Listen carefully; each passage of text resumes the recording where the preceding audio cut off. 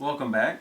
I hope you had a good week of reading the materials, and by now you should have watched the first two videos from last week, Unit 1, and then the first part of Unit 2. Today I'm going to begin speaking about Unit 2, the second part, and that's the historical books. I actually began a little bit last week speaking about it, but we're going to go in more detail today.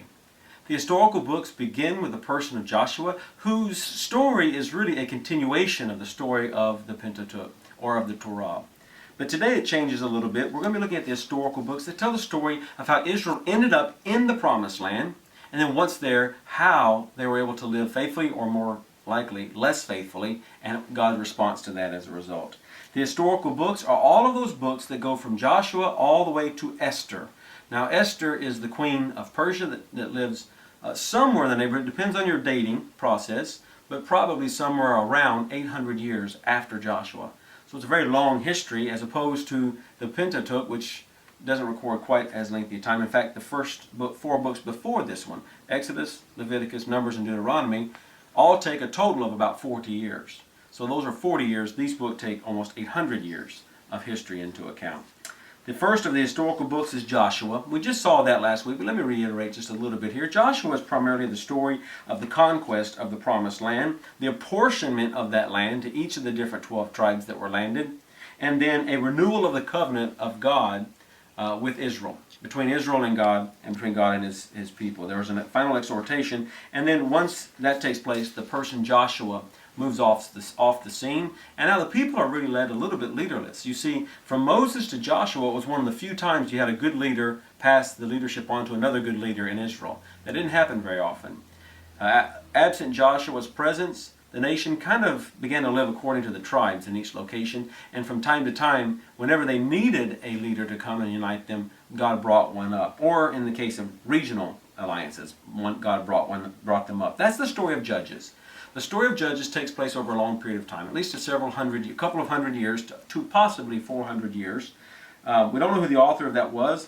The beginning of the book of Judges is the prologue. You'll see that in your notes right here. Genesis chapter 1 through chapter 3, verse 6. It's a preparation for what the story of Judges is going to be about. Israel fails to conquer the land God had given to them. They conquered mostly, but they got tired and just quit. They just quit when it was no longer advantageous to them as individuals to do what God had commanded them to do, and as a result, God's going to judge them, and there's a punishment that comes as a result. God's response to their failure to do what God has called them to do. And this is going to be a pattern that we're going to see in the book of Judges. The book of Judges is really about the people turning their backs on God, what we might call apostasy, God allowing there to be some oppression, usually at the hands of a foreigner, their humility and their repentance and coming back to God, and then God sends a deliverer, and that deliverer is referred to as a judge, as someone who provides for them and leads them out of their difficult situations and back toward God. This cycle of sin, oppression, and deliverance is one that we see numerous times throughout the book of Judges. The children of Israel do not do evil in the sight of the Lord. Very common refrain in the book. The children of Israel do evil in the sight of the Lord. Their sin prompts the anger of God and results in the oppression at the hands of some foreign nation. They cry out to the Lord. He hears their cries, raises up a deliverer, and then the deliverance is followed by a submission of the enemy. There's a period of peace, followed by that judge's death, and then the whole process seems to start over again and again. There are two important refrains. The one is that the people did evil in the sight of the Lord, and sometimes this is a euphemism for that other phrase, which is this: the people did what was right in their own eyes, and they began to take God's commands out of their life and live according to their own will. And that's when we see a lot of the problems rise. It was during this difficult, tumultuous time of the Judges that the story of Ruth takes place. Ruth is a widow. Her mother-in-law, her sister-in-law, and her are left as widows by the death of their father-in-law and their husbands of the two women. And so the mother-in-law just tells them, you can go ahead and go back to your families because I have no way to take care of you. Ruth refuses to leave her mother-in-law, Naomi. And as a result, we have this beautiful story in the Bible. It starts off with the introduction in chapter 1, verses 1 through 5. There's an Exodus event that takes place. They leave from Israel, the family does. They settle in this other land, Moab, because of a famine. And so as a result, living there, they marry Moabite women. Bethlehem is Act 2. That's where she returns from Moab back into the land of her husband, which is Bethlehem, the city of Bethlehem. There she meets a kinsman of her husband, Boaz, who has secondary rights to marry her if the first kinsman, the closest kinsman, refuses to marry her, which ends up being the case. We see that plan unfold in Ruth chapter 3, verses 1 through 18, and then is publicly announced in Ruth chapter 4, in what we call the Act 5. And there's the end telling the story how she has a son, and this son becomes the grandfather of a person later named David. His name is Obed. So Boaz and Ruth are married. They have a son named Obed, and the story ends in a beautiful way. It starts off with this terrible story of Naomi, whose husband dies and her son dies, and she's cut off. And at the end, she's holding this baby Obed, showing how God provided for her and took care of her needs and her wants. It also is a preparation for the coming of David, a very important king. We see his story in 1 and 2 Samuel. We are the ones that broke that up, but it really was one book at one time, just called Samuel, the writings of Samuel. And most of it does not record Samuel. In fact, Samuel's passed away throughout most of it. So why his name got attached to the whole thing is traditional, but Samuel's story is recorded in the first 8 chapters of 1 Samuel, and how his mother had wanted a child, couldn't have a child, prayed, God provided for one. She gives him back to the Lord in the form of being a temple assistant. He eventually becomes a judge, a priest, and a leader, a prophet, if you will, in the nation. He is instrumental in choosing the first king, a guy named Saul, and he was a bit offended when the people said they wanted a king. He saw himself as the natural leader, but he gave them what they wanted because God finally told him, hey, this is okay. This is they're not rejecting you, they're rejecting me. And so the story of the story of Saul takes place in 1 Samuel chapter 9 through 15. David's story then takes place from chapter 16 all the way through to 2 Samuel chapter 24. David is anointed in 1 Samuel 16. David then rises to power through some incredible deeds, including defeating a terrible giant in 1 Samuel 17 and 18. And then, because of David's prominence, now Saul and David are in conflict, because Saul sees him as a threat to himself and to his son's future throne. And so there's this relationship, a struggle between the two that's more one-sided. Saul wants to kill David, but David does not want to harm Saul, even though he knows he's been anointed as the next king. So this takes place over through chapters 19 and 30.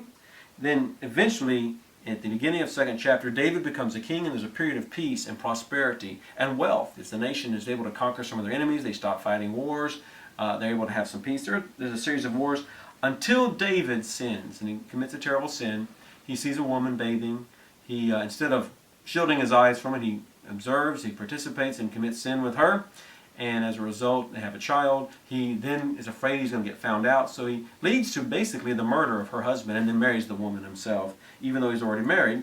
And so as a result of all of this, sin has entered back into his kingdom, which was been a prosperous kingdom once upon a time. This begins in chapter 11 of 2 Samuel, and the consequences of this are dire and continue through the rest of his reign. His family life is never good, as you might imagine. His family life is not good. His children end up warring against each other. Some kill each other. There are terrible events that take place. His son even tries to kill him.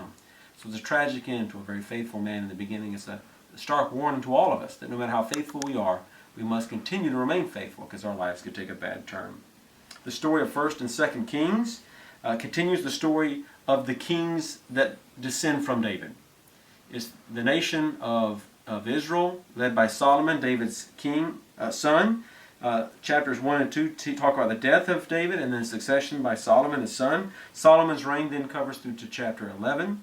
And Solomon is a very powerful king. He expands the kingdom, the largest it will ever be, becomes very wealthy. He's well known throughout the world. He receives courtiers from all the different nations, including Egypt. And he marries many of the women from the kings from these nations, their daughters, their princesses. And this is a way to form alliances. Now this is in strict prohibition to the commands of God back in Deuteronomy chapter 17. He does things he's not supposed to do in forms of raising taxes and raising an army and creating military alliances. He doesn't depend on God. And this person, who was known for his wisdom, makes some extremely unwise decisions. And as a result, he who built the temple was the one that began to put idols in the temple by giving idols for his wives. Solomon's reign, it concludes at his death, at which time the people come to his son, Rehoboam, and say, please don't tax us anymore. Your father taxed us too much. And Rehoboam, through his young advisor, said, oh, You think that my father taxed you, I will double your taxes. I will make it harder on you than ever. You better obey me or I'll make it very difficult for you. And so most of the nation at that point rebel against the king by the general named Jeroboam, and they form another kingdom. And they take the name Israel. So they keep the name Israel because they're the largest kingdom. And all that Rehoboam is left with is this tiny little kingdom called Judah. And so now you have the split, what we call the divided kingdom, or the two kingdoms. Eventually, as we see, the story of Israel is not very good. They don't never have any more righteous kings. Perhaps it's because in the way in which they were formed. They never have a righteous king. They have prophets that speak to them, people like Elijah, people like Elisha, others that come and prophesy to them, but they continue in their wickedness, and as a result, they're destroyed as a nation. And so in 722, Samaria is destroyed by the Assyrians. That's recorded in 2 Kings 17. And then starting in chapter 18 through 25, we have the remaining story of Judah. Now, their story was mixed in with Israel's before, but now it's just the story of Judah. But eventually they failed too, and they were taken into captivity by the Babylonians in 587 or 586 BC. So now we finish the story of 1st and 2nd Kings and enter into the story of 1st and 2nd Chronicles. And interesting, when you compare the two, they're very similar. Very similar, in fact, except the 1st and 2nd Kings tell the story of Israel and Judah, and then later just Judah. But primarily, 1st and 2nd Chronicles focuses on the story of Judah. Furthermore, 1st and 2nd Kings speak about the national history of these states, whereas 1st and 2nd Chronicles focus on the national history, but more importantly on the role of the temple and how they affect, their national histories affect the temple, and the temple affects their histories. 1st and 2nd Chronicles begins with a list of genealogies, which are important because they're trying to find this Messiah that's going to come. This was important later on. And so they record these genealogies in 1 Chronicles 1 through 9. It tells of the united monarchy, Saul, David, and Solomon. Then the schism that takes place of these different kingdoms, and it tells the history of the northern and southern kingdoms and the destruction eventually of Jerusalem in in 2 Chronicles 36. That leads us to probably the darkest period in the Old Testament. It's called the exile. Very similar to the period of captivity when they were in Egypt. They are no longer landed. The promise of the land has been taken away from them, in great part because of their sin. God allowed these foreigners to come and capture them just like it happened before. Instead of Egypt, now it's Babylon. And then the Babylonians are conquered by another people, and eventually they're able to return home. But we call this period before they return home the exile, and the period after that the post-exile. So it's the exilic or post-exilic periods of Israel, specifically of Judah, because Israel as a nation more or less has disappeared, though we believe many of those tribes may have traveled south. Ezra and Nehemiah speak of this exilic period and then into the post-exilic period as well. Ezra and Nehemiah was once one book. There's an introduction of it that takes place in Ezra 1 through 4. And in this, there was the goal was initiated, and that is Cyrus's decree to build the house of God. He allows them to go back to their homeland and build the house of God. In fact, there are passages in the prophets that refer to Cyrus as a Messiah of a sort, that he's anointed by God to accomplish this task. The community then goes and builds a house, and that's primarily the book of Ezra and much of the book of Nehemiah. Ezra 1 all the way through Nehemiah 7. These two books speak about the community rebuilding this house of God. It starts off in the introduction as the people return. They prepare to return to the land in Ezra 1, 5 through 6. They then return and rebuild the altars and the temple, even in the midst of opposition in Ezra 1 through the end of chapter 1 through chapter 6. Ezra and the people of God return to the land and build a community in the midst of conflict surrounding intermarriage. And intermarriage itself wasn't the sin, but what was wrong was that they were marrying people and then adopting their gods, and God did not accept this. So we see that in chapters 7 through 10 of Ezra. And then we see the story of Nehemiah, in which he returns to the land in order to rebuild the wall. Even though they had started building the temple, they hadn't completed the whole city. And now there's opposition, so he helps to finish it. And then there's the list of the returnees who've all come, and Nehemiah records all of those. The goal is reached when the community celebrates the completion of the house of God according to the Torah. And that is in Nehemiah chapters 7 through 13. This did take place with the preaching of two important prophets. We're going to see them later on, Haggai and Zechariah. But the people eventually accomplished the task for which God had called them. The story of Esther is a little bit more complicated because it's not really about the people of Israel as it is about a Jewish woman who finds her place in a Persian court and is able to spare the Jewish people. It takes place in the court of Xerxes. There's a feast of Xerxes in which his wife, the queen, Vashti, dishonors the king because the king is being dishonorable. And as a result, he's still the king, and so he basically banishes her. And he chooses a new queen, makes her Esther the queen. And then, as a result of that, she has his ear, if you will. She's able to influence the king some. But it also has this second story going on between this rivalry between her uncle, a guy named Mordecai, and one of the king's most prominent men, a guy named Haman, who's kind of a governor. And they hate each other, and you see them kind of going back and forth to each other. Mordecai uncovers a plot. Haman has a plot. Mordecai then is afraid that Haman's plot's going to, kill the king, and then later on going to kill the Jewish people.